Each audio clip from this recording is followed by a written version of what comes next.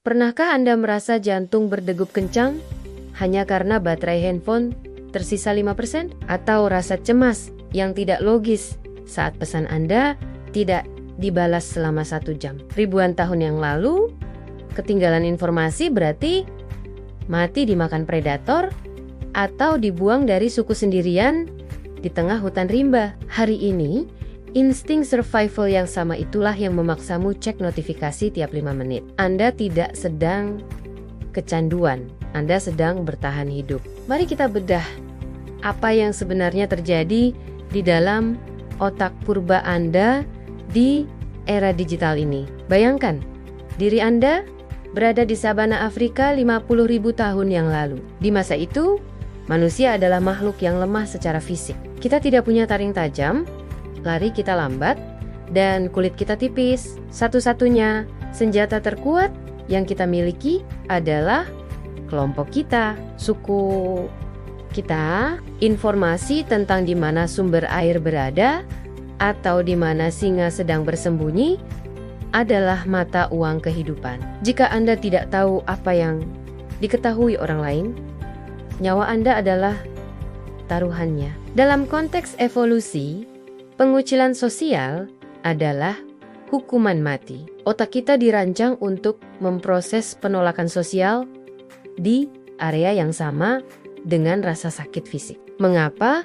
Karena jika suku Anda meninggalkan Anda tidak akan bertahan semalam pun di alam liar. Oleh karena itu, otak kita mengembangkan sistem peringatan dini yang sangat sensitif. Sebuah alarm yang berteriak keras setiap kali kita merasa tidak terhubung atau tertinggal dari kelompok. Masalahnya adalah evolusi biologi bekerja jauh lebih lambat daripada evolusi teknologi. Kita hidup di gedung pencakar langit dengan smartphone canggih di tangan, tetapi kita mengoperasikannya dengan perangkat keras otak yang sama persis dengan pemburu penggam pula zaman batu. Amigdala kita, pusat rasa takut di otak, tidak bisa membedakan antara ancaman ditinggal suku dengan tidak di-like di Instagram. Bagi otak purba Anda,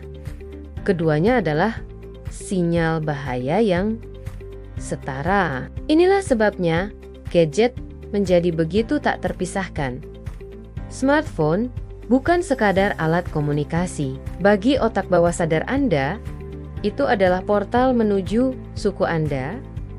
Itu adalah tali pusar yang menghubungkan Anda dengan rasa aman. Ketika Anda menggulir layar media sosial, Anda sedang melakukan patroli keamanan sosial. Anda sedang memastikan posisi Anda di dalam kelompok. Memastikan Anda masih relevan, masih dilihat, dan masih menjadi bagian dari kawanan. Kita sering mendengar istilah FOMO atau Fear of Missing Out. Tapi tahukah Anda, FOMO bukanlah sekadar rasa ingin tahu atau kepo. Itu adalah respons stres biologis. Ketika Anda melihat teman-teman Anda berkumpul tanpa Anda di stories mereka, otak Anda tidak berpikir, oh, mereka sedang bersenang-senang. Otak purba Anda berteriak, bahaya, posisi kita di suku terancam. Kita sedang disingkirkan. Dan tubuh Anda merespons dengan membanjiri sistem dengan kortisol. Setiap kali notifikasi berbunyi, otak Anda mendapatkan suntikan dopamin kecil rasa lega sesaat bahwa Anda masih terhubung. Namun, saat layar itu hening, kadar kortisol atau hormon stres perlahan naik. Kecemasan yang Anda rasakan saat tidak memegang HP adalah gejala penarikan diri atau withdrawal, sama nyatanya dengan kecanduan zat kimia. Kita terjebak dalam siklus tanpa henti. Cemas, cek HP, lega sesaat, lalu cemas lagi. Ini melelahkan secara mental dan fisik. Tantangan terbesar di era ini adalah memprogram ulang persepsi urgensi. Ribuan tahun lalu, setiap suara ranting patah di hutan harus segera direspons. Karena itu bisa jadi predator. Hari ini, ranting patah itu adalah bunyi ting dari email pekerjaan atau notifikasi grup WhatsApp. Otak Anda berpikir itu darurat, padahal realitanya 99% dari notifikasi itu tidak mengancam nyawa. Kita hidup dalam mode siaga satu terus-menerus untuk ancaman yang sebenarnya tidak ada. Apa harga yang harus dibayar untuk kewaspadaan abadi ini? Kelelahan adrenal, gangguan tidur, dan ketidakmampuan untuk fokus mendalam.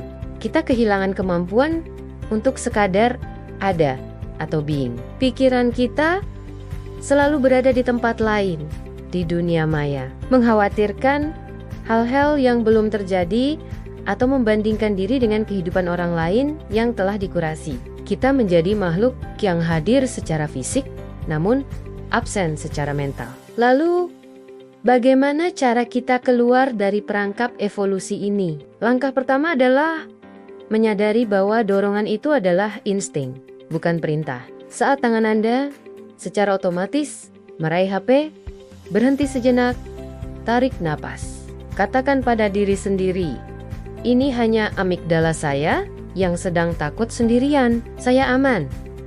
Saya tidak sedang diburu predator. Dengan melabeli perasaan itu, Anda memindahkan kendali dari otak purba ke prefrontal cortex, bagian otak yang rasional.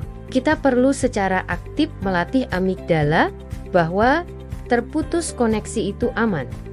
Mulailah dengan dosis kecil. Tinggalkan HP di ruangan lain selama 15 menit. Rasakan kecemasannya, tapi jangan bereaksi.